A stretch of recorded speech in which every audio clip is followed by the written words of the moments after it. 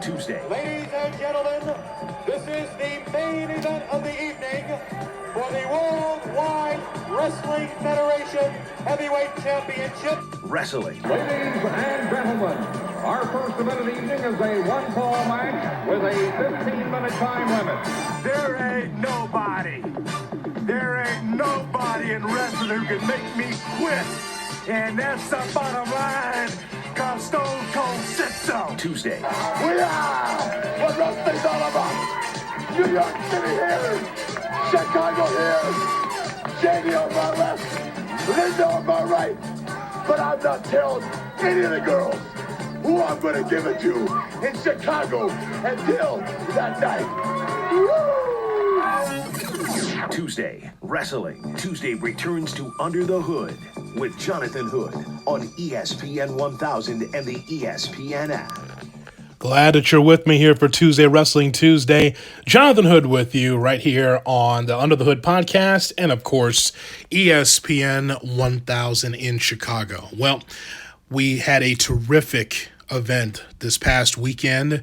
All Elite Wrestling, Double or Nothing taking place in Las Vegas, Nevada. And I'm going to give you my thoughts on what I thought of the first card, the first official show for AEW. At first, we have a conversation with a WWE Hall of Famer, a person that is in the National Wrestling Alliance Hall of Fame.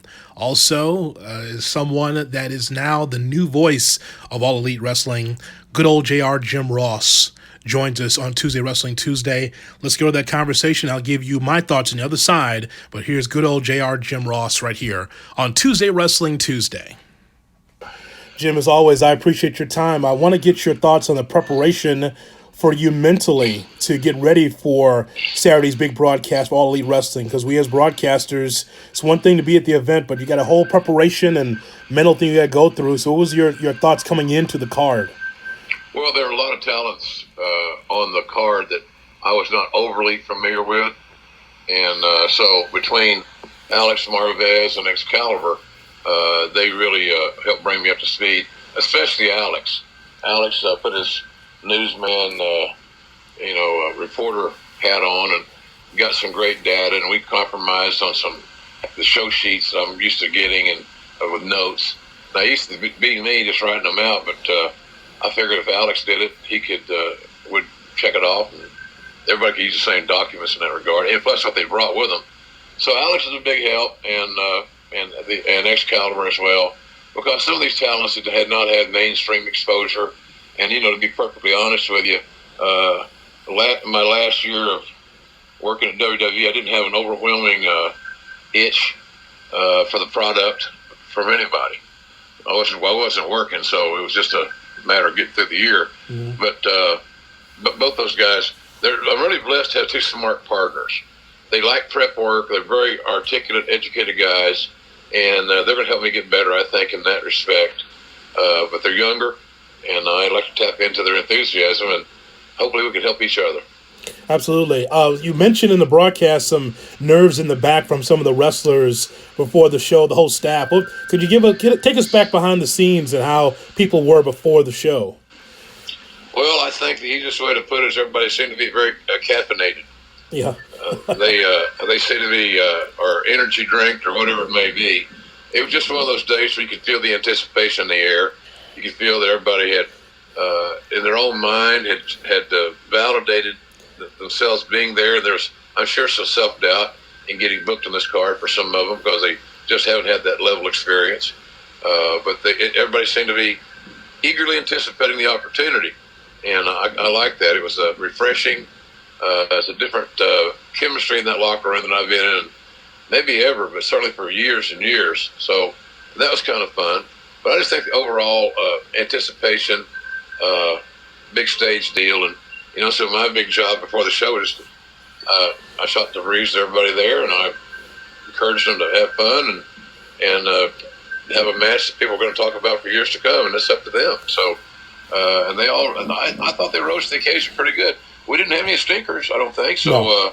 It was a hell of a solid show, to everybody's credit. And you got a walkout. No security, though, but you got a walkout. By yeah, God, you got a walkout, Jim Ross. Yeah, man. How about that? I told that was Cody's idea. And So it was like so I said, well, JR had it in his contract. That's funny to even think about, to be honest with you. But nonetheless, that was his idea. And, where we pre-taped it and where I was when it aired, I'm not sure how it sounded, but the crowd seemed to like it, and it was a nice little surprise. And that's what this show is about largely. There were a lot of surprises. Small ones like me that people knew I was going to be there. And then others like Jon Moxley, who, came out at the end of the show that I had no idea it was coming. So that was a good one on me, I guess. But I loved it that way. I told somebody that I felt like maybe SI that I felt like it was like the feel was like Foley getting tossed off the cell because I wasn't aware of that either. And then when Moxley came out through the crowd, that was news to me. Now, obviously, I knew that they'd been talking, and he was probably going to join the team. I just wasn't sure where or when or how. And the way they did it was spot on in my view. Jim Ross with us on Tuesday Wrestling Tuesday. Jonathan Hood on ESPN 1000 and the ESPN app, also on the Tuesday Wrestling Tuesday podcast. As we talk about the importance of Chris Jericho, Jim, I just think that just watching his interviews and listening to what he had to say, there's a guy that's always willing to reinvent, and I appreciate that over the years. What do you think of the importance of Jericho to AEW as a company? Well, if I equate it to a baseball manager, I would say you got a player that is can play every position. He can bat wherever you need him to in the lineup to be most productive. If you need to drive home runs, you need to lead off, whatever. He has proven to be a proven commodity year after year. And you're right, Jonathan. He's so good at reinventing. It takes a lot of courage to reinvent, especially in an entertainment world and athletic world where you're used to doing something a certain way. And he's been really good at changing his philosophies to some degree, tweaking, I guess is a better word, because his philosophies haven't changed. That's the great thing about his game. His game is always going to be solid, logical, and physical. He's one of those guys that's known to not hurt people, but he's there. So I kind of like that. And then, of course, they got to know Kenny's nose got to know where he was very well in that match. And he broke his nose in the middle of it. And hey, hats off to Kenny Omega, man. He showed, if anybody had any doubts, he was only a finesse guy. That should have answered all your questions. He's a tough guy. He's a very tough guy. And I admired him battling through because he knew the importance of his persona and his role in the closing moments of this massive show, and he pulled it off. He played through it, and I have great respect for that. There's nothing like great storytelling in the business, Jim, as you know, and to be able to see Cody versus Dustin Rhodes, what it meant to see those two going after one another, I just thought it was a great story. Then you get the match on top of it. I just thought that it's hard to find a dry eye in the house, I'm sure, in Vegas, just to see these two be able to go at one another. Yeah, it certainly was. Dusty's been very, very proud of that outing. Before the show, Jonathan, of course, your friends can be really unique. They think they're looking out for you. So my friends that read the message boards, which I do not, by the way, wrestling message boards, I'm not against them. I'm not nothing. I'm nonplussed. I don't read them, so non-issue to me. I'm not on a revolt or anything. I'm just not going. I just don't care to.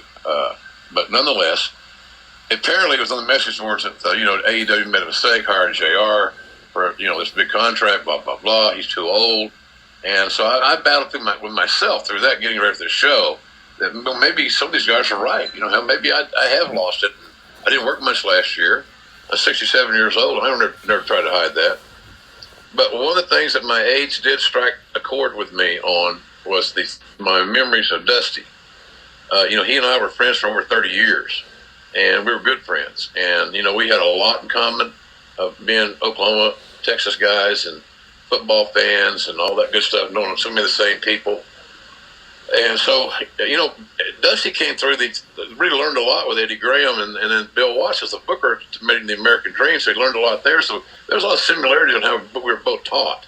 Cowboy's my guy. Cowboy's his guy to a certain degree. He had others too, as did I. But nonetheless, that's where my age really tapped me on the shoulder, because all of Dusty's memories are so vivid. And then I'm thinking, during the match, I got lost in the match. But afterwards, I was thinking, man, the dream's going to be he's got to be smiling about this, man, because they told an amazing story that was logical, that was smart, strategically and creatively spot on. I don't know how they could have had it. It's the best pay-per-view match I've called in a long, long time. And I had to stop and think when the last one was. It was kind of on that level. I can't think of it off the top of my head. So it's a very special match because of their father. You know, somebody told me that they didn't realize they were half brothers. You know, they never lived together. Mm-hmm. And Cody's 33, Dustin's 50. So when Dustin was almost out of high school when Cody was born, and so they were never that close, and that's all true. But they've made great leaps to get that rectified, and I think they have. And of course, you saw Saturday night that hug at the end of the show was not. They didn't rehearse that. They didn't have a writer for it. It was real, and I loved it. Yeah, it was great. I really enjoyed that. It's probably my favorite match in the card, Jim. I really enjoyed that a lot.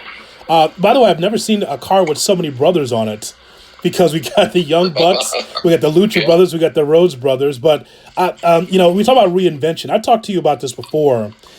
You know, I saw Young Bucks when you were calling New Japan Pro Wrestling. That's when I got a chance to see a lot of them. And I just thought, man, everything is just perpetual motion. Can you tell a story? Can you just slow down just a hair, a little bit? And I'm seeing this, the Young Bucks match I saw against the Lucha Brothers showed me a second and third gear from the Young Bucks. It wasn't completely 100% flying. It was guys being able to tell a little bit of a story and slow down a little bit. I think that's some maturation from the Young Bucks. Do you see the same? Absolutely. When they were very entertaining, very Rock and Roll Express-like, Hardy Brothers-like in their younger days when I first saw them. And I thought, boy, these guys have got some great traits and instincts. I think that's probably more impressed, their instincts, which speaks to their wrestling acumen.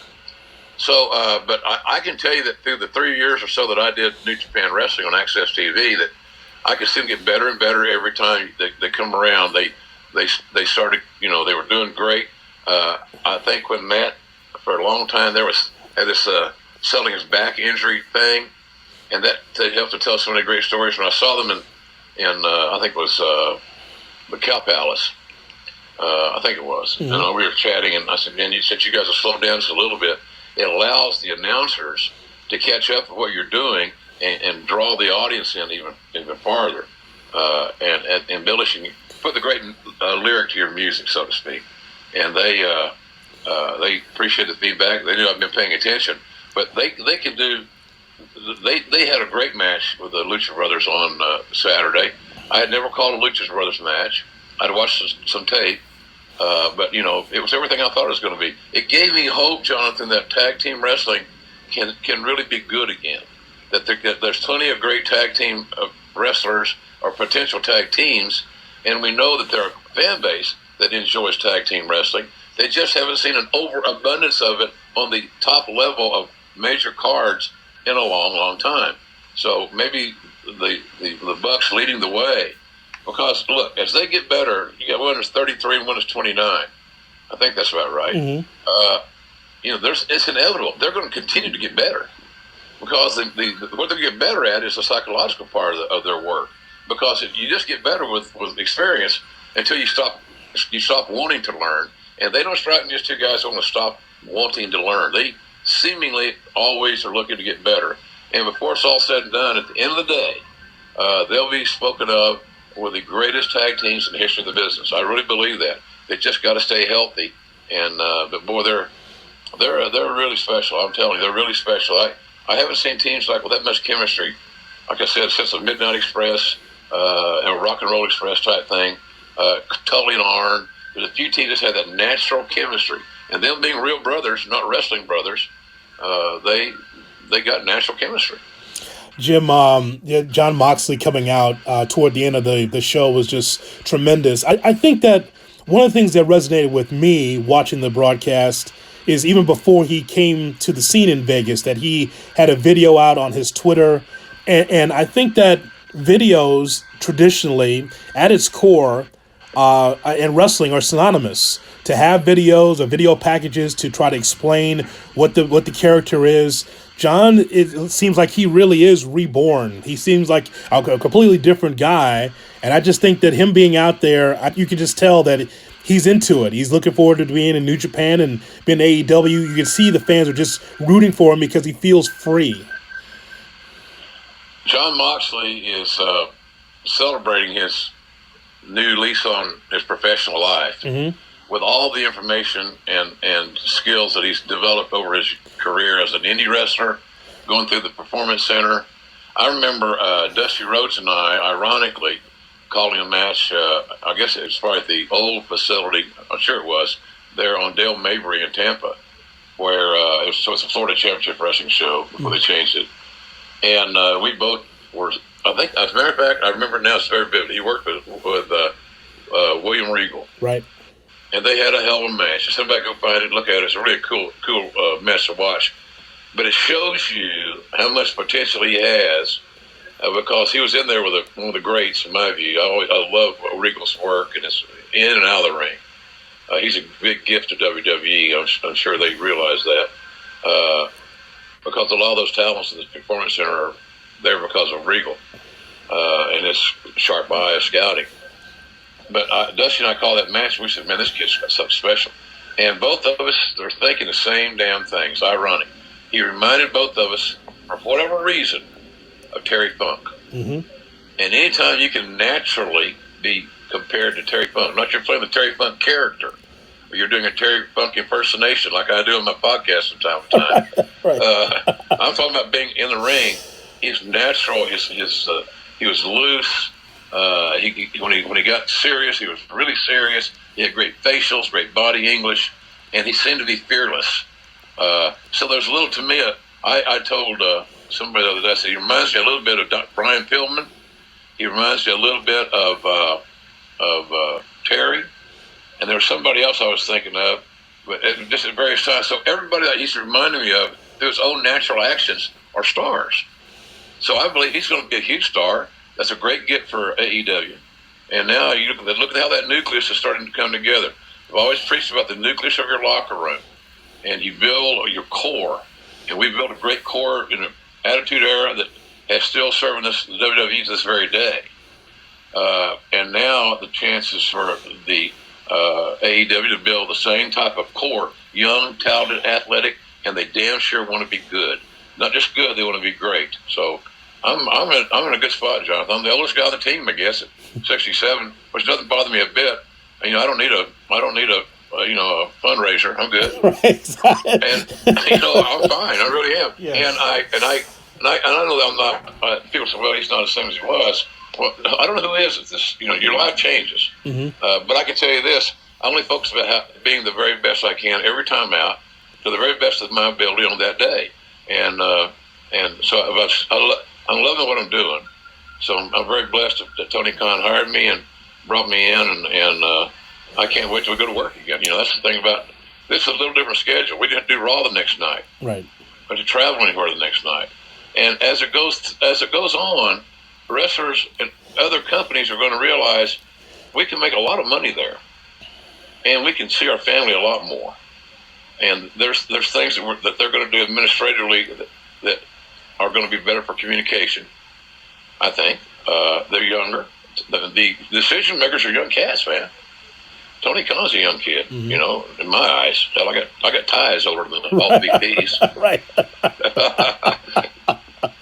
But I love being there. It's just somebody said, well, Jared, if you had a chance to date an older woman or a younger woman, what would you do?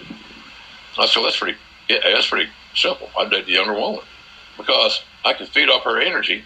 That helps me improve my quality of life through that energy, like an old coach does around a player or players. Anything that's young, you're influenced by youth.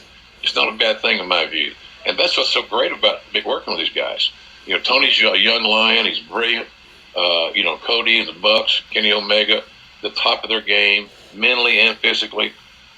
So I'm digging their rub, man. I'm happy that I'm there, and I want to be able to play it forward. I want to make Excalibur not only he's great now, but he'll be a lot better in time because he's got an unlimited amount of ability. He can be a real star in that role. And Alex is a unique broadcaster that is, I wanted him in when we talked about this, everybody had a role, and we still do. But where Alex is going to be kind of like my on the team, Jay Glazer, the insider kind of guy. You know, Alex all those years still doing the NFL on Sirius. And then Excalibur, being the retired ex-wrestler, would be the wrestling guy, the color guy. Then OJR would try to hang in there and do some play-by-play. So, but it's challenging. I don't know how many three-man booths you worked in your lifetime. But in some areas, it's not bad if you're doing it like a talk show. If you're doing play-by-play and it's live and you're not taping it, you're going, it can be awkward. I'm just telling you, it can be awkward. So we have a lot of work to do to make sure our broadcast doesn't get too busy and doesn't sound awkward. And like I told those guys, I said, none of us get paid by the word, and if you are, let me know. I'll do my deal. Right. Jim Ross, the voice of AEW Wrestling. With me, Jonathan Hood, on Tuesday Wrestling Tuesday on ESPN 1000 Chicago and the Tuesday Wrestling Tuesday podcast. So I've been seeing this, I'm sure you've seen this as well, WWE superstars openly rooting for AEW on Twitter before and after the event. And of course, on Monday Night Raw, we saw Sami Zayn mention AEW.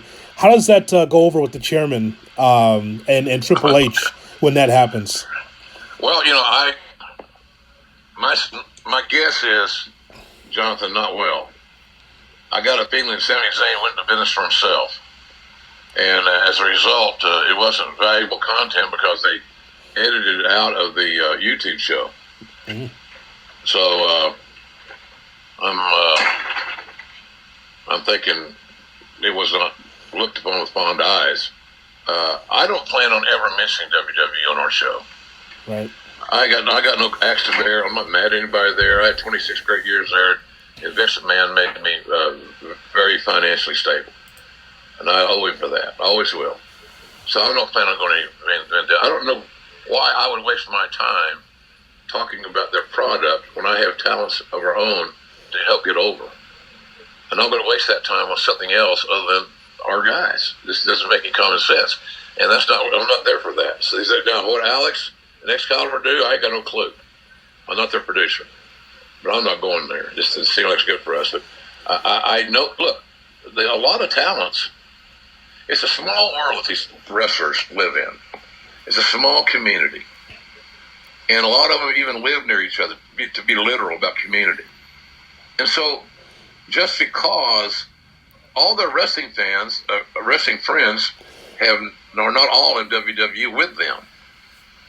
They're some probably in Ring of Honor, MLW maybe, certainly, Impact, and now, New Japan. And us now. So I think it's just a lot of just friendly stuff, and they're happy about their friends having work and good work and making a lot of money and having a spot to make even more money, become a bigger star on national television. You know, that TNT clearance that Tony secured for our company that's a big get, man. That's a big deal. That's not, you don't have to go find TNT. It's a very well traveled network, and with all their sports, including the NBA and baseball and so forth, they're rebranding their network, and we're a big part of that rebrand, as it seems to me. I'm no official rebrand, but they're doing a lot more sports than they've ever done. My point. Right. So and they have a chance now. These wrestlers to get on there and let their product be seen by a huge audience and become bigger stars. Market more products, sell more tickets, establish more tenure. It's more security for their family that they get to see more often. So there's no doubt that there's going to be a lot of movement coming up the next few years. It's inevitable. And it's not to say that somebody from AEW might jump to WWE. You never know. It's all about the money. When people say it's not about the money, count on it. It's all about the money. The two big C's in wrestling, Jonathan, will never change. Anybody listening to my podcast that drops every Thursday morning at 6 o'clock will know cash and creative are the kings. The issues in wrestling are normally about one of the two C's, cash or creative. You got those two addressed and you feel good about both of them, you're way down the road on a good agreement. I just know, as you know, that Pepsi doesn't talk about Coke or Sonic doesn't talk about Wendy's. So I just thought that was very odd over the weekend. I appreciate the WWE competitors giving a shout out to AEW and watching the show and talking about it on Twitter. I just know that was very un-WWE like, and also Triple H mentioning it in the Hall of Fame speech. I thought that was also very odd to mention it. So that's I can see that there's some heat that this new company is putting on WWE because of that. So that was odd. I agree. I would not. If I had been there, somebody would have asked, as I say somewhat facetiously, I would have said I wouldn't do it for me. But hey, we live in a very defiant society, and I think sometimes everybody's trying to guess on what's going to get them hot or what's going to get people talking. And to be honest with you, AEW had a perfect weekend last weekend. Yes, they started off. We started off everything great. The matches are solid. The production was solid. Are there things that we can improve? Of course. And the things that we should improve, just go on Twitter. You'll find a lot of experts that pull them out every 30 seconds or so. I know. So, it's just silly. And it kind of gets humorous sometimes if you don't look at it and want to be pissed off. I look at some of them, I laugh about it. I think it's kind of funny. I'm imagining somebody telling me that I passed my prime, and they're giving me announcing feedback notes, and then you look on their little identification thing, and you believe their bio, what the hell it's called, and they're probably a teenager. Right. And there's nothing wrong with teenagers. Don't get me wrong, but the issue is maybe you haven't had enough life experiences in that particular area of expertise to be doling out this extensive feedback. I'll just say it. Maybe not. I want to ask you about the podcast. And for those that don't know, that people who listen to me for a long time know about Jim Ross's podcast, but it's identified now as Grillin' JR. And you're working with Conrad Thompson, and it's a lot of fun. It was a good listen before, and now I think Connie's enhancing what you're doing now. So what's the dynamic between you and Conrad? Because it's once again a terrific podcast. Well, we're just two old chubby Southern boys that like fried food and wrestling fans all our life, and we having to both of us back into the business, so to speak. Conrad did through podcasts, and then he's Ric Flair's son-in-law now, and so he kind of, I'm sure that wasn't all planned. Me, same deal. I kind of backed into it, being a Leroy McGurk's gopher in 74. So it just happens. We're lucky it happened. So, but we picked Conrad and his team. He's got a big team now. Last week's show was the Owen Hart tribute, still up there now on wherever you get your podcast. It's been our most downloaded show by far, and we've had some really good numbers since we debuted the new format right after WrestleMania. But that show had a script of about 80 pages, somewhere thereabouts. So it's like reading. I've gotten movie scripts, seriously. Some little films I've done. I just done one not too long ago. That was not that extensive. Mm-hmm. And they go back and they get all these quotes. And post-fact, from this guy, that guy, this DVD, this article, this interview, and they really skim it down to everything that's focused on the show. Like we're gonna, and tomorrow I'm gonna record with Conrad, who's having a vacation in Mexico. That'll be a sight for sore eyes. And we're gonna record a show called about Capital Combat. Yes. And it'll be fun. It'll be so much more lighthearted, yet informative than the seriousness of JR and Jerry Lawler never leaving their post at ringside when Owen Hart fell to his death.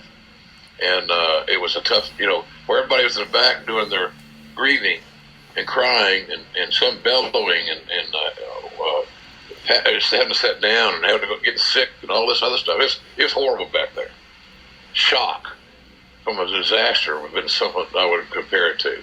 The shock of being in a disaster area and still being alive when one of your most beloved peers is dead was hard to handle. And we never got to go do that. We didn't get to do that scream or that, go in the bathroom and get, whatever. We had to sit there because everything was changing by the minute after he fell. So it was a hell of a show, and that's kind of what we're doing. We're going to pick out a topic every week that I was involved in and go back and, because my role, as you well know, being the great fan that you are, I had an administrative role as the EVP of the company in charge of the talent relations department. I was on the executive committee, and I was the voice of Raw, pay-per-views, all the good stuff. So I was very, very busy wearing multiple hats. So that gives me a different perspective than some of my peers who have told the same stories.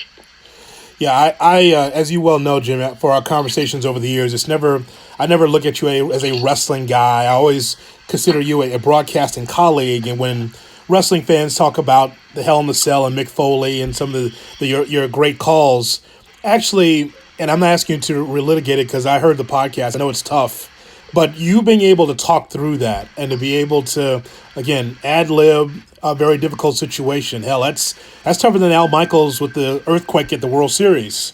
That when you to be able to talk through that, to try to explain to the audience what's going on when all this is happening, that's one of your best calls, because that I don't know if everybody can do that, clearly.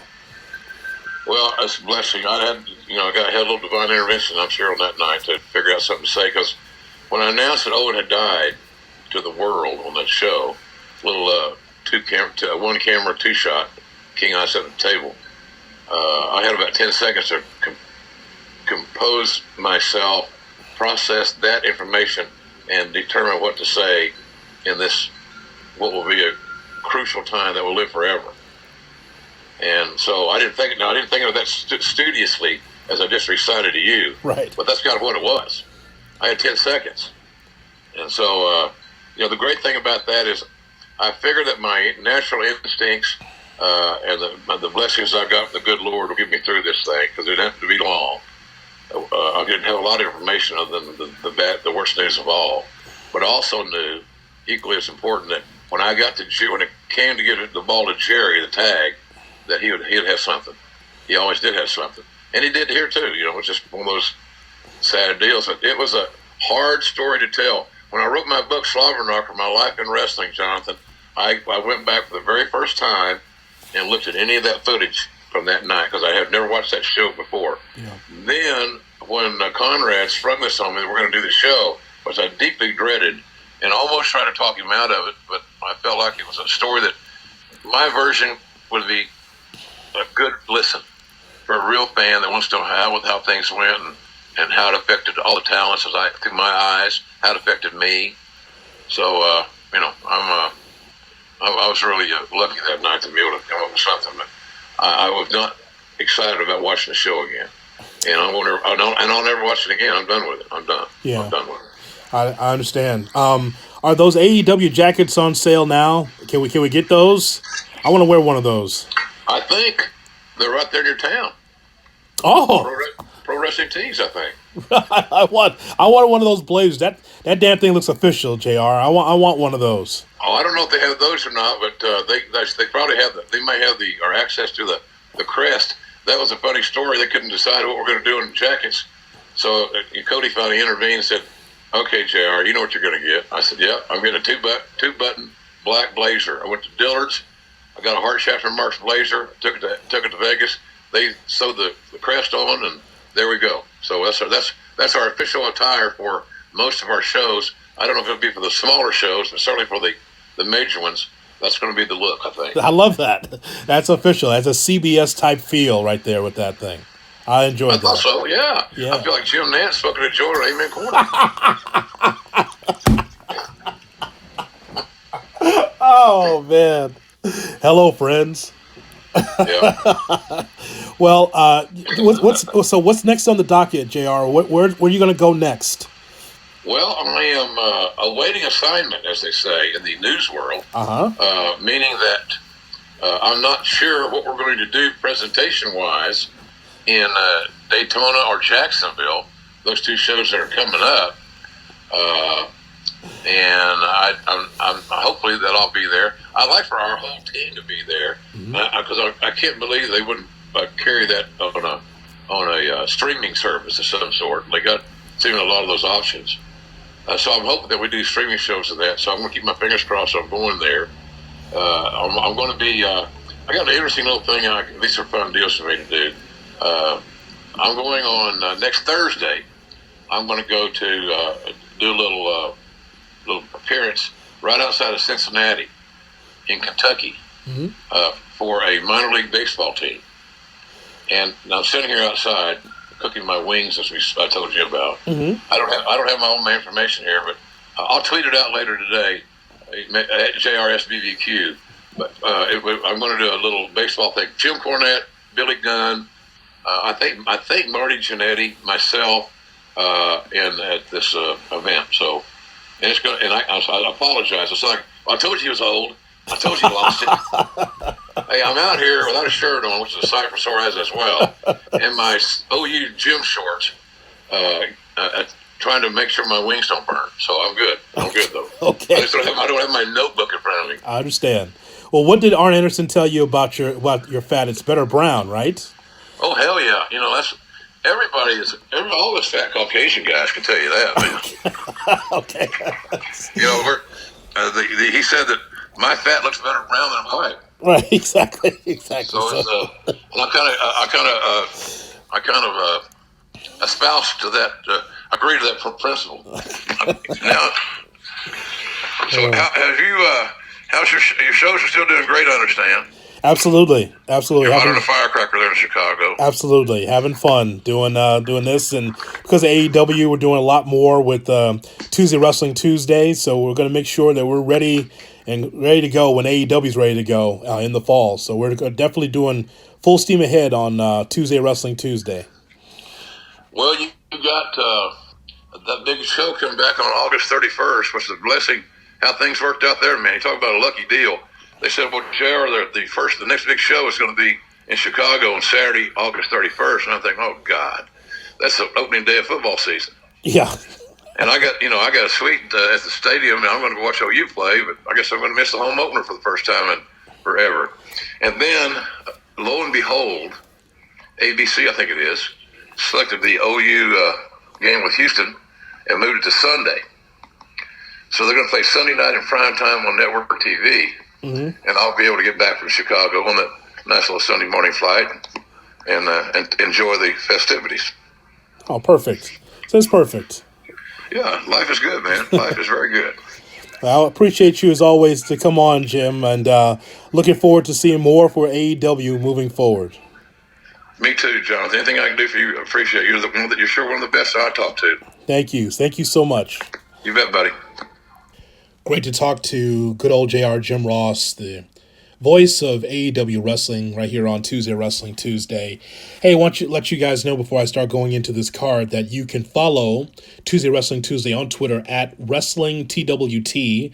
WrestlingTWT, that's where you can find us on Twitter. Also, it has a Facebook page, facebook.com. Look for Tuesday Wrestling Tuesday, as well as the podcast. You know, many will be looking for wrestling content on the Under the Hood podcast. Not anymore. It's all right here, one feed, Tuesday Wrestling Tuesday. We wanted to separate it from the other show that I do, Under the Hood with Jonathan Hood, because we have so much content there. But wrestling deserves its own podcast. That's why on Spotify, on Apple Podcasts, on Stitcher, on SoundCloud, on Deezer, you can find Tuesday Wrestling Tuesday. Thanks so much for downloading the podcast. Well, I watched over my holiday here, my time off, I was able to watch this great card of All Elite Wrestling Double or Nothing from the MGM Grand in Las Vegas. And I will tell you that I thought that they hit a home run, AEW. They hit a home run. There's no question. I look at Chris Jericho against Kenny Omega, told a great story. I think that Chris Jericho is someone, as I told Jim, does a great job of reinventing himself. You know, and we've seen him in 5 or 6 or 7 different personas, and you see him out there now, and he is as good as he ever was. It's a different type of Chris Jericho, but I just think Kenny Omega working through that broken nose and Jericho winning that matchup, it was terrific. I thought that the Young Bucks and the Lucha Brothers told a great story. I thought that Cody and Dustin was my favorite matchup because those two are brothers, and Dustin bled, man. I haven't seen blood like that since, Eddie Guerrero against JBL or John Cena against JBL? I can't remember blood quite like that. I mean, a Crimson Mask for sure. Dustin was in really bad shape. He was in bad shape, but I just thought that the two Rhodes brothers, that's probably my favorite match on the card. And also just to see Awesome Kong back in the mix. She has been away from the business for so long, out of the spotlight of the business for so long. Good to see Awesome Kong back. And I thought that matchup was pretty good as well. So I thought that AEW hit a home run. And just the idea that Jon Moxley returns is great. You knew he was coming. You just didn't know when or what position he would be in on the card. But he came. And it was great to see. Now he's going to be working with New Japan Pro Wrestling, working with AEW, and it's great. I want to address a couple of things here. And for time's sake, I will do a wrestling mailbox segment coming up a little bit because I see some of you on Facebook, facebook.com, Jonathan Hood, asking me questions about AEW. Let me just say, AEW is not trying to take over the WWE. I don't think that is the case at all. This is not the Eric Bischoff era of WCW, and when Eric Bischoff was the head of WCW saying that they're going to put the WWE out of business. Well, I mean, for 83 weeks, they were getting it done. And they were able to give people an alternative. And I think that's what AEW is doing as well. Just trying to give wrestling fans an alternative. I just, this social media stuff here from Twitter and Instagram saying, well, WWE is great and they'll never be as great as the WWE. I don't think that's what they're trying to do. They're just trying to carve their own niche and give wrestling fans something different to watch. I'm an adult, so I look at this and I see it as all entertainment. No one is running after Court Bauer and MLW saying, well, you'll never be WWE. They're not doing that with Dave Lagana and what they're doing in the NWA. They're not doing that with Don Callis and that group in the Impact. No one's going after them, but Cody Rhodes comes out there and he's get the sledgehammer and he's trying to smash up the throne. I guess that was Triple H's throne. Yeah, they want to be able to send a message like, you know what?